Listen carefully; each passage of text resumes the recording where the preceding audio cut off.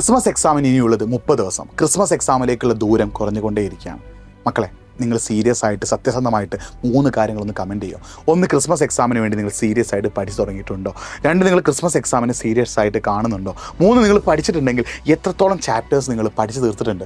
ഈ 3 കാര്യങ്ങൾ നിങ്ങൾ കറക്റ്റായിട്ട് ഒന്ന് കമൻറ്റ് ബോക്സിൽ ടൈപ്പ് ചെയ്യാം. ഞാൻ പറയാൻ പോകുന്നത് ക്രിസ്മസ് എക്സാം ഇനിയും പഠിക്കാത്തവരോട്, ഇനിയും പഠിച്ചു തുടങ്ങാത്തവരോട്, കംപ്ലീറ്റ് ആയിട്ട് ക്രിസ്മസ് എക്സാമിന് വേണ്ടി ഫോക്കസ് ചെയ്യാത്ത ആളുകളോടാണ് ഞാൻ പറയുന്നത്.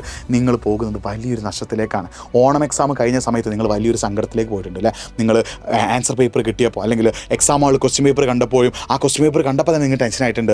ആൻസർ പേപ്പർ കിട്ടിയപ്പോൾ നിങ്ങൾ ഒന്നുകൂടി ടെൻഷനിലേക്ക് പോയി. വിചാരിച്ച രീതിയിൽ ആൻസർ ചെയ്താൻ പറ്റിയില്ല, ക്വസ്റ്റ്യൻ പാറ്റേൺ മാറിയിട്ടുണ്ട്, ടെക്സ്റ്റ് ബുക്കിലെ കണ്ടൻറ്റ് കൂടിയിട്ടുണ്ട്. ആ കാര്യങ്ങളൊക്കെ നിങ്ങൾ ടെൻഷനാക്കി.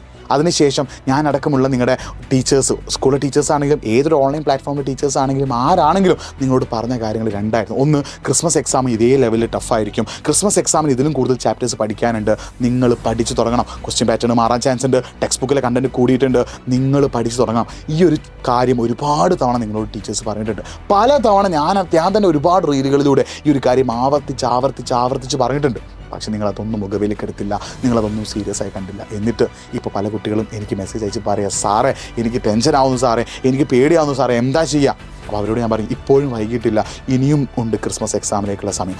ഈ സമയം നിങ്ങൾ കൃത്യമായിട്ട് പഠിക്കുകയാണെങ്കിൽ, ഈ സമയം നിങ്ങൾ കൃത്യമായിട്ട് പഠിക്കാനായിട്ട് മാറ്റി വെക്കുകയാണെങ്കിൽ, ഈ സമയം കറക്റ്റായിട്ട് നിങ്ങൾ എഫേർട്ട് ഇടുകയാണെങ്കിൽ definitely the result will be yours. ഈ ഒരു മാസക്കാലം നിങ്ങളെ സ്നേഹിച്ചുകൊണ്ട്, നിങ്ങളെ ഇഷ്ടപ്പെട്ടുകൊണ്ട്, നിങ്ങൾക്ക് വേണ്ടി പഠിക്കാൻ തയ്യാറാണെങ്കിലും, ഫ്രണ്ട്സ് നിങ്ങൾ പഠിക്കുമ്പോൾ പിന്നോട്ടേക്ക് വലിക്കാം, വേറെ എന്തെങ്കിലും കാരണങ്ങൾ പഠിക്കുമ്പോൾ നിങ്ങൾ പിന്നോട്ടേക്ക് വലിക്കാം, നിങ്ങളെ പഠനത്തിൽ നിന്ന് പിൻവലിക്കുന്ന എല്ലാത്തിനെയും മാറ്റി വെച്ചുകൊണ്ട് കൂടുതൽ സമയം പഠനത്തിലേക്ക് ഫോക്കസ് ചെയ്തുകൊണ്ട് പഠിക്കാൻ നിങ്ങൾ തയ്യാറാണ് െങ്കിൽ definitely the result will be yours. നിങ്ങൾ ഇനിയുള്ള സമയം 100% എഫേർട്ട് ഇടുന്നില്ല, നിങ്ങൾ ഇനിയും നിങ്ങളെ സ്നേഹിക്കുന്നില്ലെങ്കിൽ നിങ്ങൾ ക്രിസ്മസ് എക്സാം വലിയ ടഫായിരിക്കും. സോ നിങ്ങൾ കഷ്ടപ്പെടാൻ തയ്യാറാവും, പണിയെടുക്കാൻ തയ്യാറാവും.